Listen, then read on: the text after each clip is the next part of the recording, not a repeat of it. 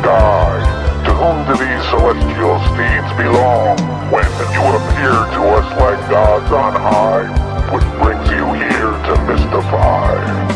Hi, good afternoon, and welcome to the Kate Valentine UFO Show on 1160 WVNJ.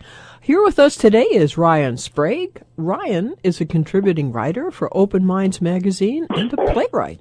He now has a play about the Rendlesham Forest incident in the works. So welcome to the show, Ryan. Thanks for being here. Thanks, Kate. Thanks for having me. Oh, not at all. Now, Rendlesham was frequently referred to as Britain's Roswell. It's really been quite a phenomenal incident. If you're interested in UFOs, you can't possibly not know about this. But for those of our audience who are somewhat unfamiliar with it, could you just sort of give us your take on Rendlesham? Of course.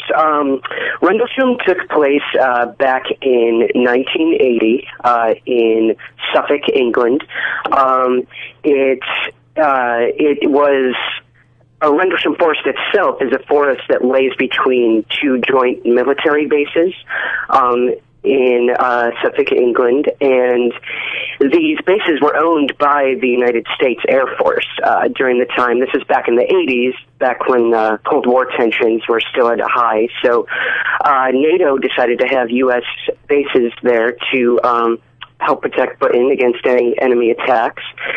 And it was during the holiday time, December 26th of 1980, when the first reports started coming in about the Rendlesham incident. It happened over 3 consecutive nights in 1980. The first night, it was sort of an escalating event. The first night included some lights being seen in the sky by the flight tower, by the flight towers and by men on the ground. The second night involved a bit more solid crafts were being seen. This was primarily the night that some of your listeners may know that John Burroughs and Jim Penniston were involved. The third night, which is the night that I focus primarily on in my play, is the night that Larry Warren, one of the other witnesses, had his encounter in Capel Green, which was a privately owned field in Rendlesham Forest. Larry was a security police officer back in 1980, and he was taken off his post one night and driven to this field where they saw strange lights in the sky coming in from the north from the water, and there was a huge explosion of light, and Larry and other witnesses saw a solid craft hovering a few feet off the ground. And it sort of went from there, Kate. Yeah, well, I'll tell you, just to add to that a little bit, the deputy commander of the base, Lieutenant Colonel Charles Holt, at that time, has come up and summarized a notarized affidavit in which he states, "I believe the objects that I saw at close quarter were extraterrestrial in origin, and that the security services of both the United States and the United Kingdom have attempted, both then and now, to subvert the significance of what occurred at Rendlesham Forest and RAF Bentwaters by the use of well-practiced methods of disinformation." Added to that, I think there was a lot of intimidation of the various officers on the base that were witness to this. Very, very true. And regarding the Holt memo, Kate, I think it's very telling that Charles Holt has come forward recently with that statement, knowing very well that intimidation tactics have been used on these officers, and I'm sure his higher-ups are not too happy with the route he has taken in saying that this was of extraterrestrial origin. But yeah, Larry, and I am sure Jim Penniston and John Burroughs as well, at some point were all debriefed and or threatened, with their pensions, with dischargement from the military. I know Larry himself was debriefed the day after his events, along with 20 or 30 other officers, and that's a story in itself. So what I know you've were you always interested in UFOs, or did this come about with your association with Open Minds magazine, or how did you get onto this? I was interested at a young age. I would say I was probably about 10, 11 years old. Never had the quintessential sighting, as most of the researchers have had. Envious at times, fortunate at others, I would say. Yeah. But yeah, I was just always very interested. I was a bookworm. I loved going to the local library and tripped upon that section that we all know about, the New Age, the paranormal, and I was astounded that all these books were written about this topic, and no one was doing anything about it. And I would say I was very interested at a young age, sort of put it on the shelf for a while, and revisited it when I was in college and heard a radio show, which was through Open Minds, and I had always been a writer as well, Kate. I wrote short stories at a young age, and I got involved with theater when I entered college on the acting side, and switched to writing a few years later before I graduated. And I had contacted Open Minds and said, "Hey, look, I really enjoy the work you do. I would love to write something for you guys." And they were very gracious enough to give me the chance. Said, "Yeah, write us a sample article, and we'll go from there." So I actually contacted a few military officers myself who had UFO sightings, one of which was coming forward for the first time ever in this article, in this interview that I had, and sent it off to Open Minds as just a sample article, and they contacted me a few days later and said, "We want to publish this." And that's sort of where my, I would say, my investigative writing started in the UFO field. Well, that's nice for our audience to hear, too, because there may be people out there that would also like to get started and have no idea how to get there. Everything is so, I don't know, it's not like you can go to college and major in ufology. It's a difficult, well, it's true, it's a difficult field to get started in, or to know how to get started in. It is, and it's also a very liberating field at times, I feel.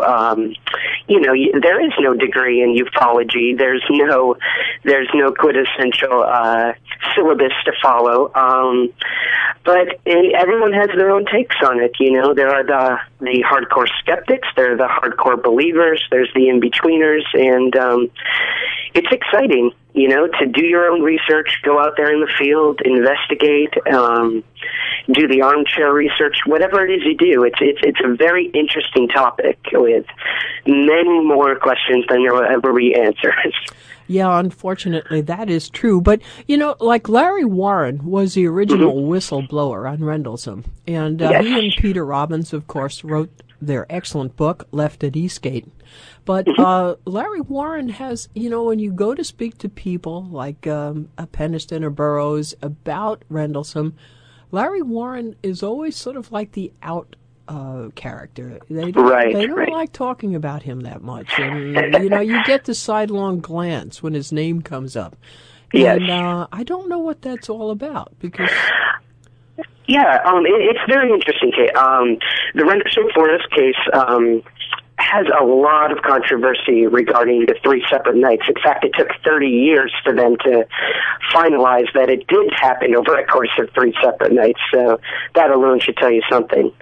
Larry is a very controversial player in this entire case, and I think that's what drew me to his story more than Jim Peniston and John Burroughs, who I have the utmost respect for. I'm very excited about the current work they're doing, along with Nick Pope from the Ministry of Defense. But after reading the book, I actually did an article for Open Minds about Rendlesham. They had a expose about UFO landings and invited me to cover one of the nights, and I immediately asked to cover Larry Warren's night.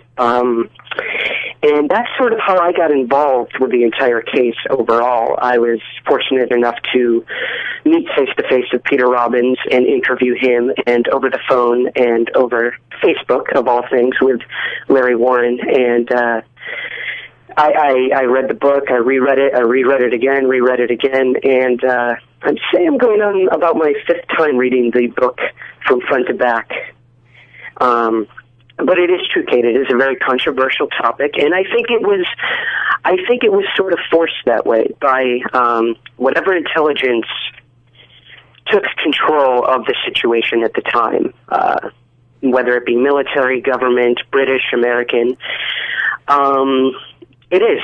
Factions have been drawn from the witnesses involved throughout time, and it's unfortunate that it has to be that way, but we hope that they'll all come together one day and someone will be held accountable for whatever happened on those 3 nights. Well, you can sort of understand it from the government's point of view, too. I mean, both of these bases were very sensitive. They had nuclear weapons that they were not supposed to have. Exactly. There was one point where they actually, one of these objects shined a beam of light down on one of the storage places. So, there's a lot of things that come into play, and I think there were a lot more secrets than just covering up a UFO here. But anyway, Ryan, we're just going to take a quick break here. Kate Valentine here. I'm speaking with Ryan Sprague. He is a playwright of an upcoming play about Rendlesham Forest incident. We're on 1160 WVNJ, and we'd love to hear your comments about that. Post them now on AtlanticCoastUFOs.com. We'll be right back.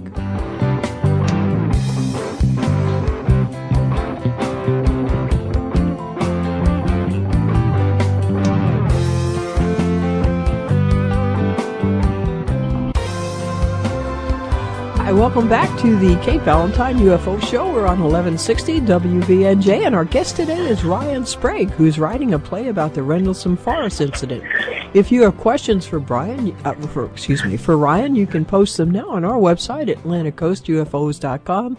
After the show, Ryan, how would they get in contact with you if they were interested in following this up? Sure. They can always find me on Facebook, Ryan Sprague, Sprague.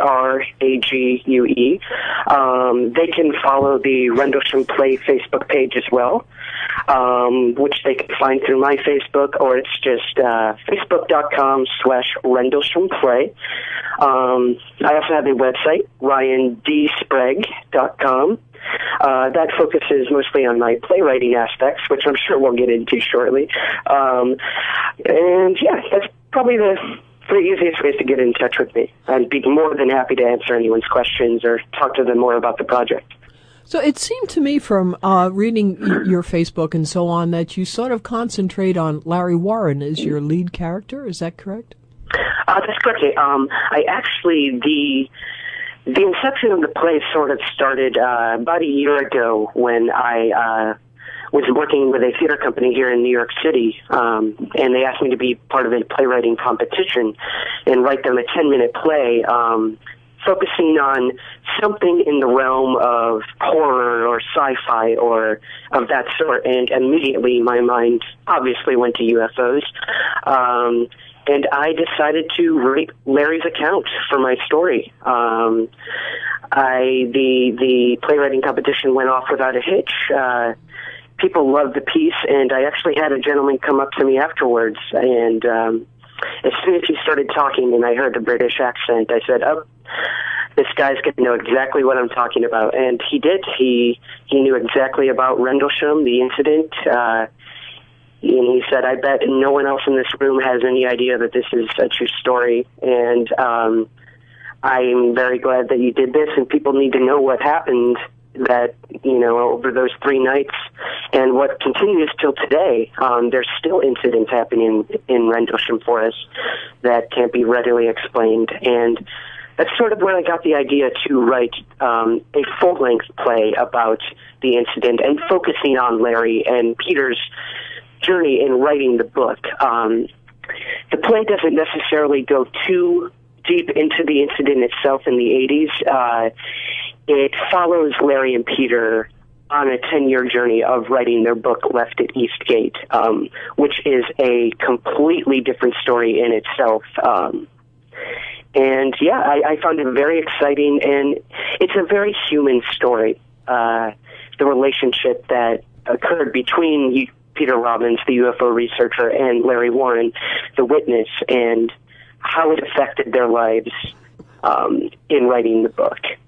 Well, we had a question from Dale. From what he's seen on TV and read about this 3-night incident, trying to discredit Larry Warren is done more often than anyone else. It's almost as though everyone is to believe, but Mr. Warren isn't. So why is that? Like I said before, I think Larry's involvement in the entire Rendlesham incident is controversial because he was the only one to come forward on the third night about what he had seen. Like I said, the events seemed to escalate each night, and by the time it got to Larry's, what Larry testifies as to what he had seen, it was a little hard to believe. Larry states that he saw, from this craft, he saw beings appear. His first inclination was, what are kids doing out here in the forest? This is a highly sensitive area. And he realized that these weren't kids. They seemed to be some sort of otherworldly beings or something of the sort. And I can completely understand why people would be hesitant to believe this aspect of the case. Not only were these men seeing UFOs, but the fact that this lone person is coming forward saying he saw beings is a completely different story. So yeah, I would say that if that helps Del at all. Well, in addition to that, I think there was, Larry also goes on to describe a time where he has, in a sense, missing time from the base, but it's actually, this is not the abduction type missing time. This is more like a governmental missing time. Right. There have been a lot of assumptions, Kate, that there were psyops going on at the time as well on this base. In fact, that's a very strong theory by many, that this all could have been planned. The government wanted to see how these officers and personnel would react if put into a situation of this magnitude. And there were rumors that hypnotic drugs were used, hallucinogenics, and this all could have been part of a carefully planned disinformation campaign.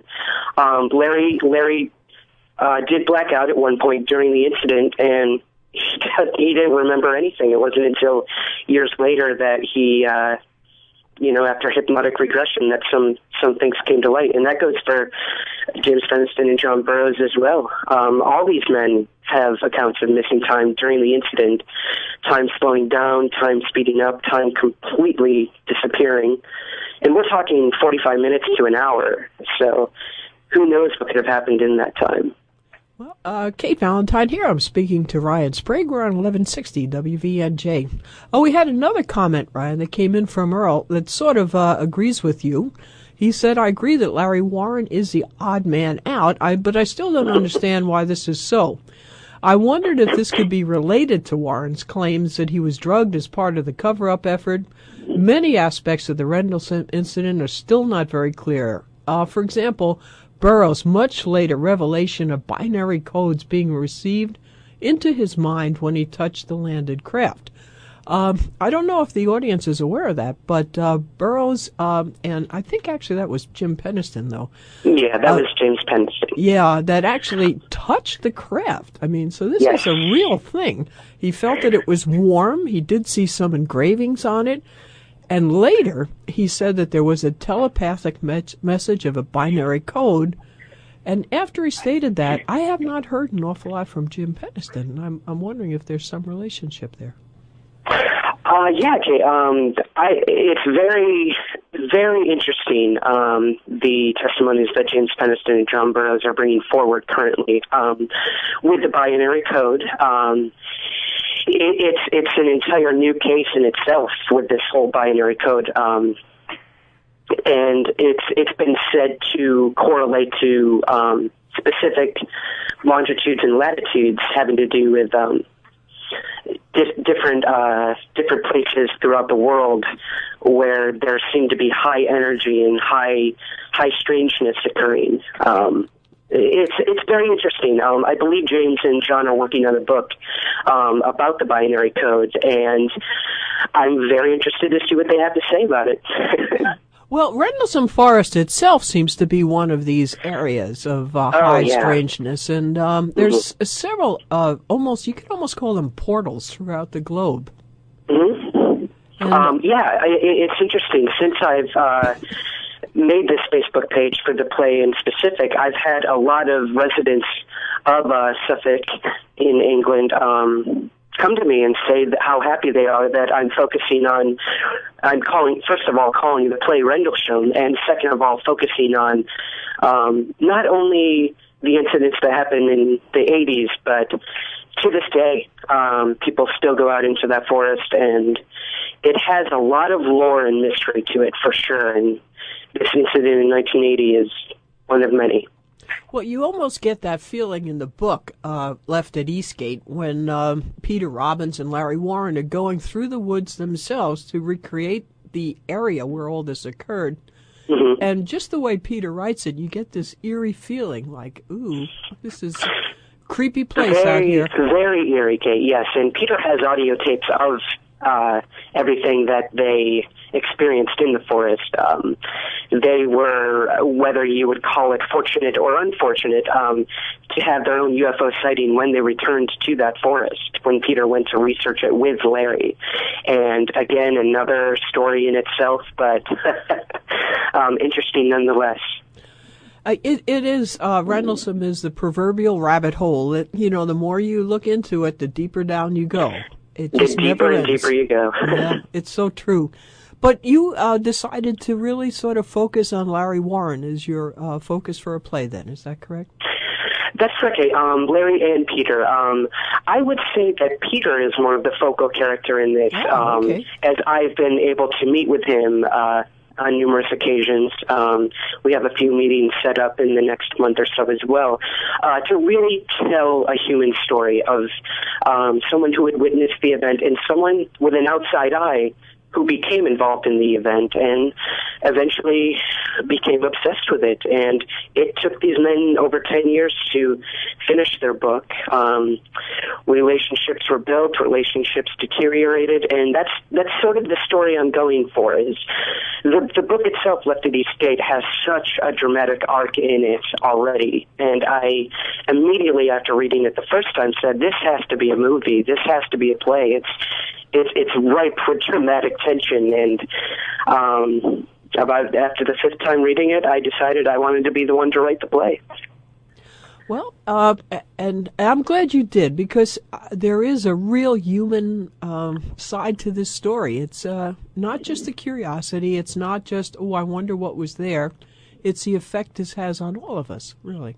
Exactly. And over 80 witnesses saw this event happen, and you're right, it's about the human side of it and how it affects these people afterwards. And I decided to specifically go with this lone whistleblower who was the first to come forward about the events. And a lot of people speculate that maybe that's why Larry has taken most of the grunt for it, is he blew the top off the entire thing, and he's damn proud of it, as he would say. And they haven't been able to quiet him down at all. No, they have not. Larry is a very outspoken person. I love him for that. I don't think the government does, but as he would say, he's just going to keep teeing them off until they tell him what happened out there. Well, I hope that happens. Kate Valentine here. I'm speaking with Ryan Sprague. He has been so interested in Rendlesham Forest incident and the people involved, he's decided to write a play about it. So if you have your comments or questions for Ryan, please post them now on our website, AtlanticCoastUFOs.com. After the show, go to Ryan's Facebook. It's Ryan Sprague, S-P-R-A-G-U-E, and you'll get all sorts of information there. We'll be right back.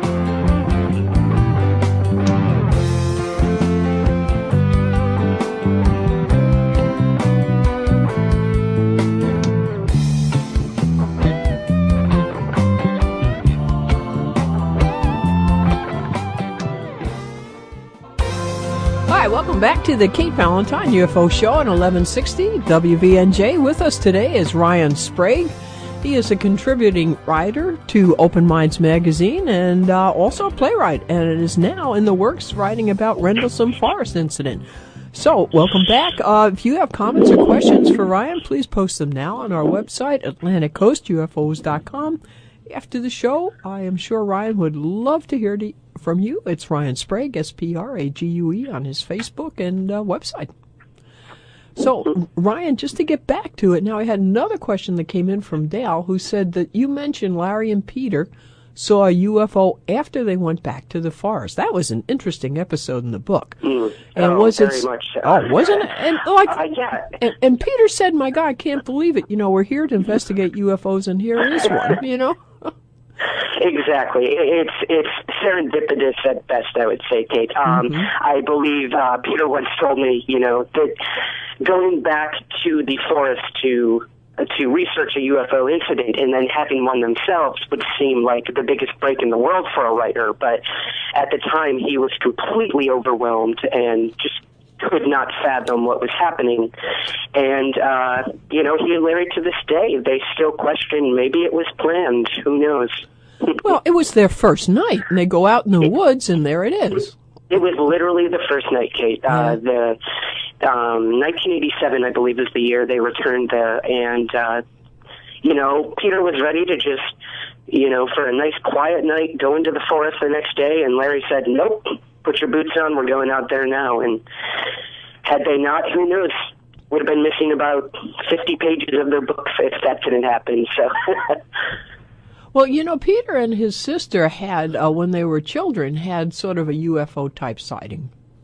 Yes, Peter and his sister had a sighting when they were younger. I believe it was in their home on Long Island. And again, Peter had an incident of missing time, he and his sister, and it wasn't spoken of for years. And it wasn't until many, many years later that his sister came forward, and they had talked about the sighting, and she began reliving the events and told Peter, I had an abduction experience, and he couldn't believe it. And that is basically what got Peter Robbins into the field, I would say, was his own sighting and his sister's subsequent testimony of being abducted, which later connected him to Bud Hopkins. Mm-hmm. And he worked with Bud for years and years and years as his assistant, and he's had quite an array of experiences, Peter Robbins. So honored to be working with him personally on this play, and honored to tell his story. And his sister actually is playing a pivotal role in the play, having been an early revolutionary woman in the punk movement here in New York City as a musician, working with Blue Oyster Cult and playing with the Ramones. And she's a very colorful character, and I'm very excited to write her into this play. And she was a big support for Peter throughout this entire journey of writing the book Left at Eastgate. Huge supporter for her brother, which, what can you ask for more from family? Right. But, as I mentioned to you in an email, it's interesting how science will make various discoveries and come up with various revelations, and frequently it's expressed, these discoveries, in scientific terms or mathematical terms, and the general public doesn't really get the entire drift of it. It frequently takes an artist to bring it into... How is it just into the mindset of a general public, or the public that's unexperienced with scientific terms? And it amazes me how many guests that we have on this show that have artistic backgrounds. Peter is quite the accomplished artist. His sister's a musician. You yourself are an accomplished writer. It just goes on. It's so many artistically talented people that get into this field. It is very interesting. Bud Hopkins. Bud Hopkins never really thought about it that way. Well, Bud Hopkins was really better known, I think, for his artistic endeavors than for his abduction until later in his life. Yes, he was.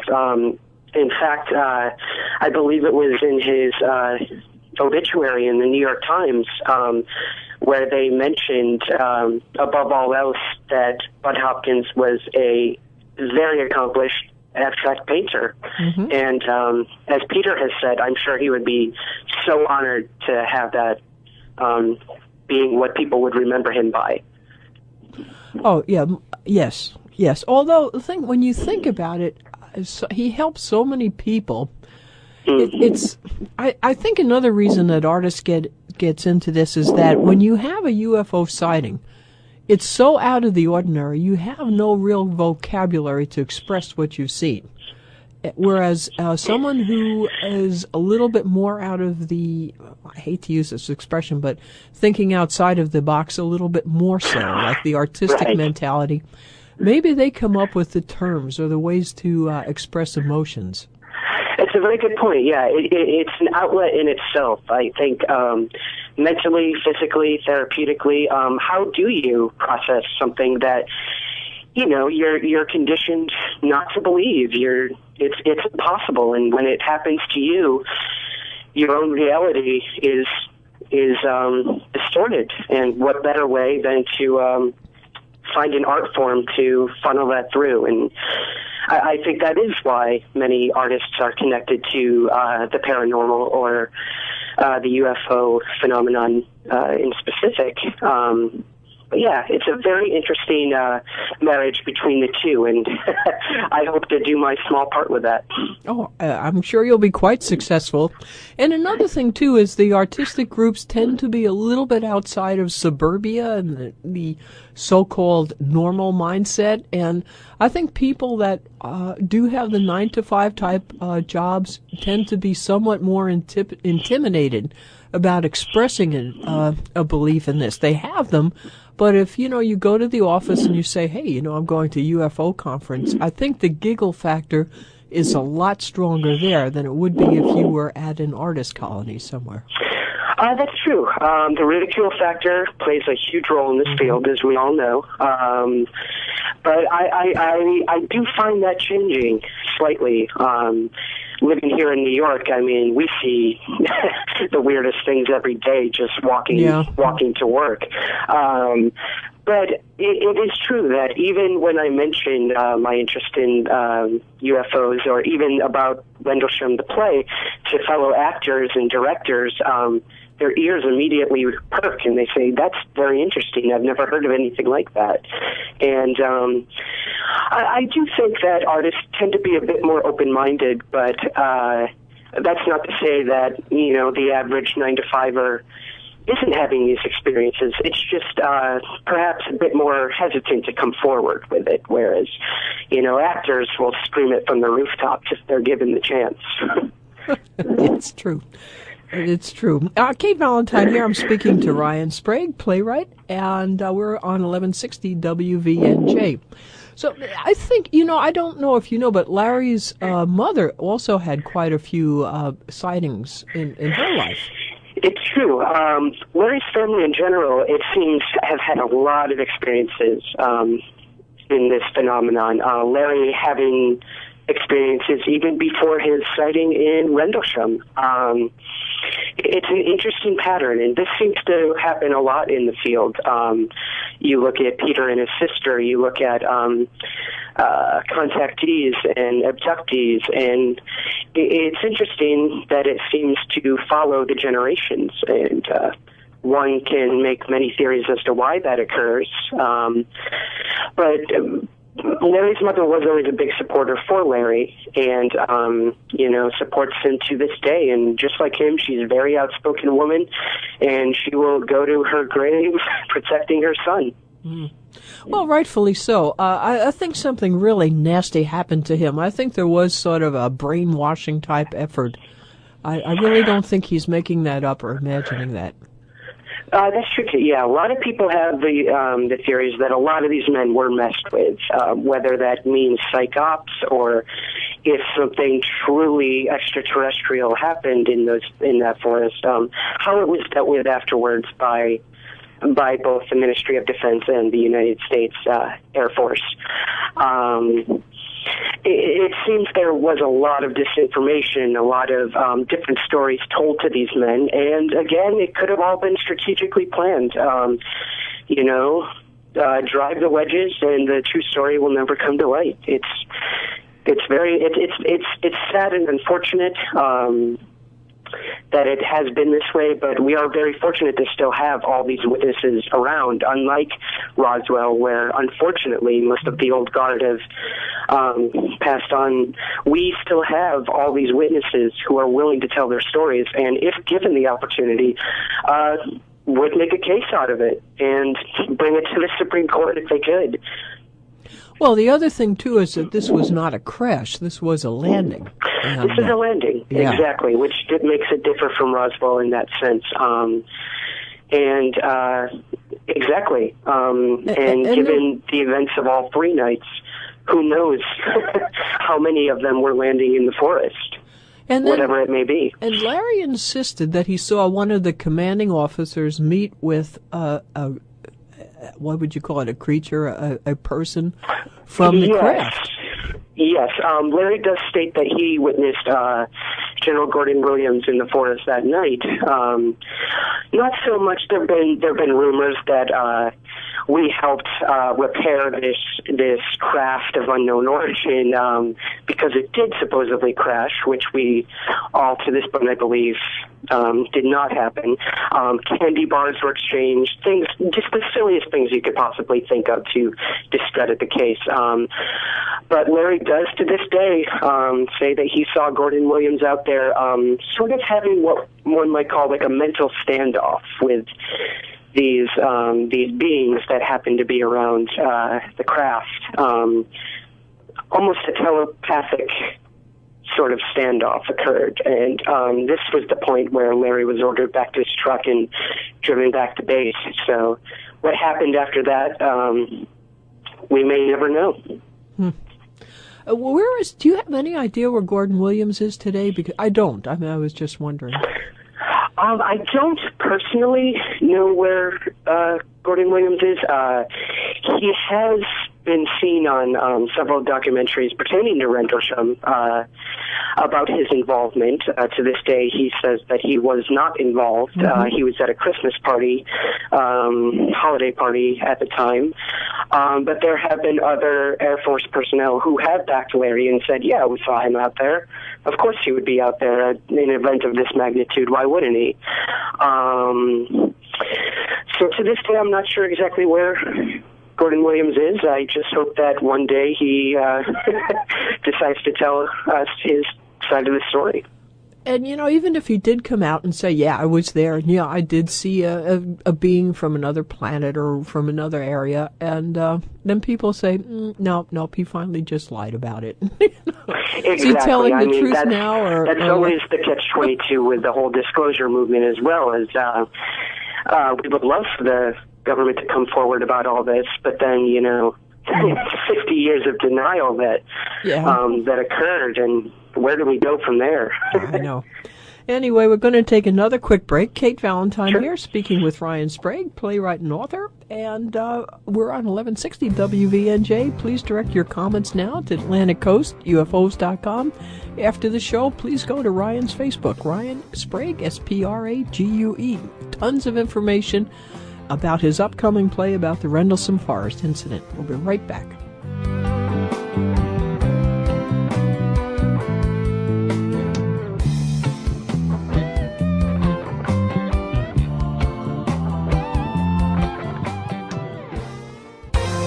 Welcome back to the Kate Valentine UFO Show on 1160 WVNJ. Our guest today is Ryan Sprague, Sprague, and he has written, or is in the process of writing, a play about the Rendlesham Forest incident. So, Ryan, actually, I guess I should ask you, what is the play all about? And I know you said Larry Warren and Peter Robbins and their relationship to Rendlesham itself. But how do you base all this? I mean, how do you do a play about that? Very good question, Kate. I'm still trying to figure that out myself. I would say the primary focus of a play, obviously, is to evoke thought from your audience. Get them interested in what you're talking about.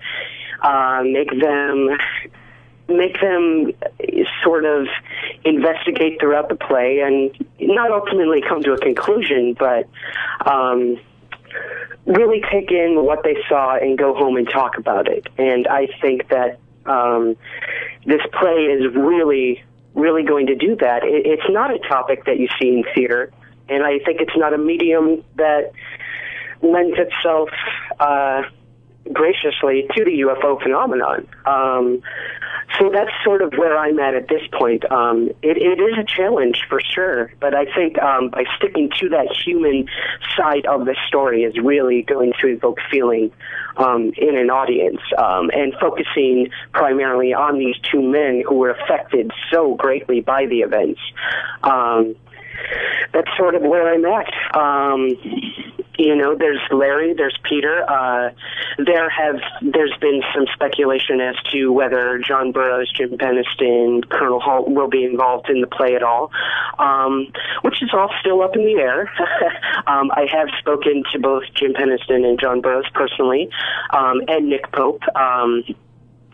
And it's been a journey for me myself, trying to structure this in a way that people will stay interested but not be scared away. I mean, it takes a lot to keep your mind open to a topic like this, and it's a challenge for sure. Well, it is, but I think you have the proper approach, because of all the people I've spoken to who have witnessed a UFO or who have been abducted in some fashion by them, this is not like oh, hey, you know what, I just saw the so-and-so parade and it was really fun. That is not their reaction. It's always been life-changing and not always in a very pleasant way. So Exactly. I think you're right. These are, and you have to think why, though, really, because it's a sighting, and it's something way out of the ordinary. But there are things that are way out of the ordinary that you do see. I mean, there are people that see tornadoes in the Midwest. They're frightening. They're way out of the ordinary, but and yet they go on with their life. Whereas when these things are spotted, it's almost as if it opens up a whole window of experience, or I don't know how to explain it, but these people that have had real sightings, real intergenerational contacts, they themselves have been changed considerably. Considerably, yes. Exactly. I mean, when something so profound happens to you, I personally believe it does open up the floodgates for more acceptance. Your world changes in an instant, and what do you do at that point? You want to learn more. You want to learn about what you saw, and where do you turn? Who do you turn to? And I think that's where a lot of experiencers and people who have had sightings tend to crawl back into that, into that world of hesitancy of coming forward. Well, are you going to, I know you haven't written the play completely yet, but do you think you may come to a conclusion or some sort of, conclusion about what these things are all about? That is a very good question. I feel with each of the plays that I have written, I've probably got about 10 or 12 under my belt altogether at this point. It's a journey in itself, writing the piece, and I think that's what I'm trying to say with the play is the journey these men took in writing their book about it. I don't know if I'll come to any hard conclusions, but that's left to be open. I just want to tell these men's story and leave it up to the audience to make their own conclusions. Yeah, but it would be nice if sometime, somewhere, someplace, somehow, somebody found out what these things were all about. I mean, very, very true. Boy, very true. Now, that would be a play. I'm just as optimistic as you, Kate. I hope too. And with all these projects about Rendlesham coming out, a book, there's a few screenplays out there being pitched about making a movie about it. And the play, I just getting the message out there and keeping it alive. And we're not going to shut up, any of us. But you yourself haven't experienced any sort of suppression as far as your writing at all goes, have you? I have not, no. As exciting as that might sound, I think I would be terrified if that happened. Not at this point. It would be an interesting turn of events if that were to happen, and who knows? Once the play is completed and fingers crossed produced, anything could happen. And, I'm hoping that Larry lives in Liverpool, England, and I'm hoping to have him come over, and hopefully will have done justice to his story, he and Peter, and take it from there. Like I said, I think this is a medium that the UFO field has not been a part of that often, and hopefully we can get a message across to an audience that rarely thinks about this topic or even gives it the time of day. Well, it would be a whole new medium, that's for sure. I mean, it's been on television. They've done some interesting shows on Roswell, for example. Mm-hmm. And certainly the Ancient Aliens have come into it. But I don't think there's ever been a play about it. Not to my knowledge. The only one I could think of was written by a brilliant playwright. The name is Marty Martin, who wrote a staged version of Roswell, which was done in Roswell, I believe, at the Roswell Festival a few years back now. But other than that, I don't think there has been. In fact, my first play I ever wrote was a adaptation of the Travis Walton story of Fire in the Sky, which has never seen the light of day since. Only one copy exists somewhere in a file cabinet of my playwriting mentor in college. I lost it on my computer, so... But yeah, my first ever play was about Fire in the Sky, and maybe I'll revisit it someday, but for now I'm focusing on Rendlesham. You know, it is interesting that you have such a obvious interest in this field, and yet you've never had a sighting or any experiences of your own.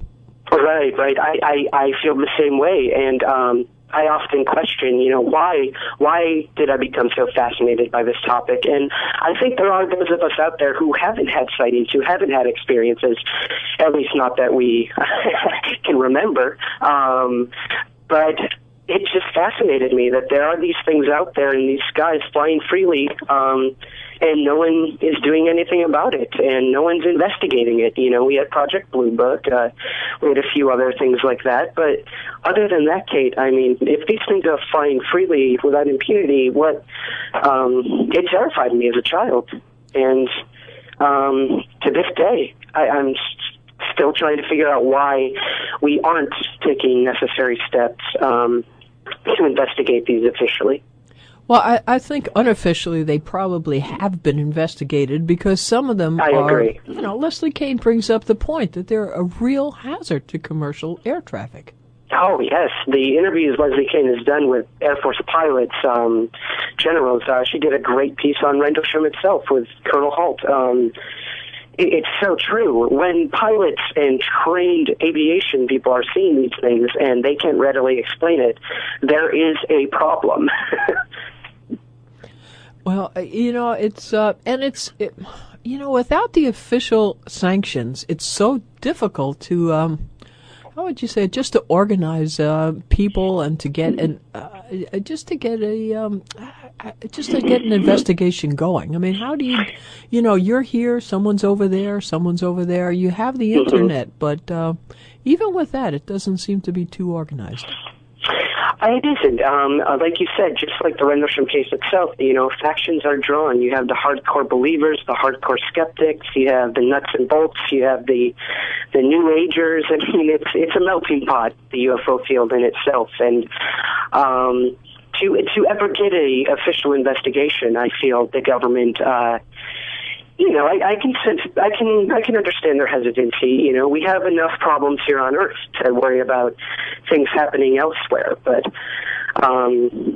ultimately, I think if we were to get an answer, it would change the world profoundly.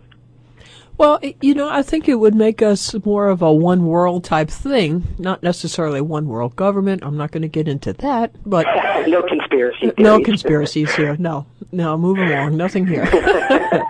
No, but it would be. I think it'd give you more of a feeling of being one species. Let me put it that way, and right. In contact with species from elsewhere. And that might be a nice thing, as opposed to all these divisions that we have among us. Right. And I think the public the majority of the public, Kate, does believe there's something out there. I mean, when you think about it, mathematically, how can there not be, with all these new planets being discovered every single day? How can it not be? You ask a child today, do you believe in aliens? And they'll say, what? They look at you like you're stupid. Of course I believe in aliens. Mm-hmm. Why wouldn't I? And it's interesting. It's very interesting. Well, that may be the government's method of disclosure, too. But, Ryan, unfortunately, we've come to the end of this hour. I want to thank you so much for being here, and please let our audience know how they can find out more about your play. Oh, my pleasure, Kate. I have a Facebook page, facebook.com/Rendlesham Play, or they can find me at my website, ryandsprague.com. Okay, great. Well, tune in, folks, and look forward to seeing your play. So thanks so again. Much. Thank you. Thanks, as always, to both Bill and Dave. Thanks to our sponsors. Mostly, thank you, as always, for listening. Your comments and your thoughts are so appreciated. We'll see you next Friday at 1. And until then, remember, keep your eye on that sky. Bye. As well, at some point, we're all debriefed and or threatened, with their pensions, with dischargement from the military. I know Larry himself was debriefed the day after his events, along with 20 or 30 other officers, and that's a story in itself. So what I know you've, were you always interested in UFOs, or did this come about with your association with Open Minds magazine, or how did you get onto this? I was interested at a young age. I would say I was probably about 10, 11 years old. Never had the quintessential sighting, as most of the researchers have had. Envious at times, fortunate at others, I would say. Yeah. But yeah, I was just always very interested. I was a bookworm. I loved going to the local library and tripped upon that section that we all know about, the New Age, the paranormal, and I was astounded that all these books were written about this topic, and no one was doing anything about it. And I would say I was very interested at a young age, sort of